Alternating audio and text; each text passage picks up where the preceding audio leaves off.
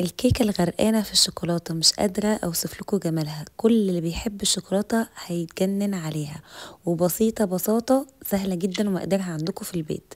هنحط بيضتين وعليهم كوباية حليب، احفظوا المقادير كويس قوي عشان هتتجننوا عليها. معلقتين صغيرين فانيلا ومعلقة صغيرة خل، ونضربهم كويس قوي مع بعض.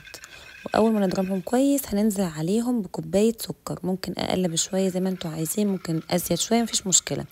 وهنحط عليهم نص كوبايه بزياده شويه زيت، يعني زودوا شويه عن نص كوبايه زيت. وكمان كوبايه كاكاو خام او كاكاو عادي بالسكر زي ما انتوا عايزين اللي عندكم. كل حاجه بنحطها ونضرب بسيط كده، ونحط بقى كوبايه دقيق وعليها معلقه كبيره بيكنج باودر ورشه ملح، ونضربهم كويس قوي لحد لما الدقيق بس يختفي معايا بالشكل ده. اول ما يختفي ويلم معايا كده خلاص الكيكه جاهزه.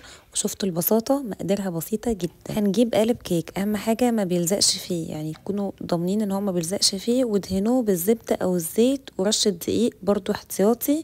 وكمان ممكن تحط ورق زبده، يعني الاوبشن ده او ده. الفرن عندي متسخن قبلها ب10 دقايق، وهدخلها على درجه حراره 180، هتقعد بالظبط 40 دقيقه ل 45 دقيقه. صوص الشوكولاته بقى الخطير، احفظوا مقاديره عشان هتحتاجوه في وصفات كتير قوي. نص كوبايه كريمه حلو او طهي، الاتنين شغالين. هضيف عليهم مكعبات شوكولاته خام اي نوع انتوا بتحبوه واي كميه انتوا عايزينها، ومعلقتين كبار كاكاو خام او كاكاو بسكر اللي عندكم، ونفضل نقلبهم ندوبهم كلهم مع بعض لحد لما الشوكولاته تسيح خالص والكاكاو يدوب كده فيه تمام بالشكل ده.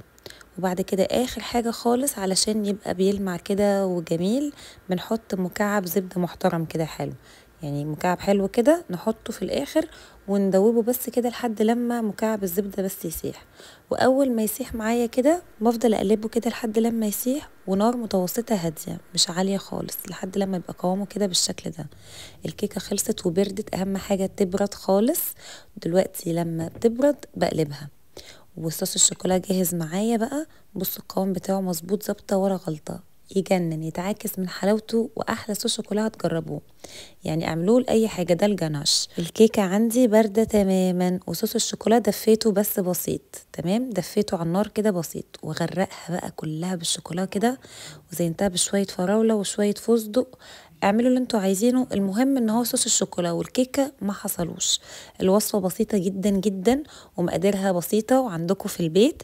اعملوها تجنن، عامله زي الجاتو فظيعه. بصوا بقى الحلاوه، ما فيش احلى ولا اسرع من كده. اعملوا سيف للوصفه واعملوا لها شير ما تنسوش، وكمان جربوها، وعايزه رايكم في الكومنتس بعد ما تجربوها، هتعتمدوها دايما.